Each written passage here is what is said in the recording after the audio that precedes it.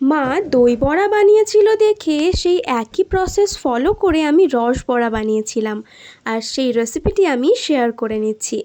রেসিপিটি শুরু করার 4 ঘন্টা আগে বিউলির ডালগুলোকে জলে ভিজিয়ে রেখে দিতে হবে। তারপর 4 ঘন্টা হয়ে গেলে একটা মিক্সার জারে ভিজিয়ে রাখা সেই বিউলির ডালগুলো দিয়ে আর তার মধ্যে খুবই সামান্য একটু নুন আর খুবই সামান্য একটু জল দিয়ে সব কিছুর একটা পেস্ট বানিয়ে নিতে হবে। এরপর সেই বিউলির ডাল বাটা একটি পাত্রে নিয়ে সেটাকে ভালো করে ফেটিয়ে নিয়েছিলাম। তারপরে অন্য একটি পাত্রে জল দিয়ে দেখে নিয়েছিলাম সে বিউলির ডাল বাটাটা জলের মধ্যে ভাসছে কিনা।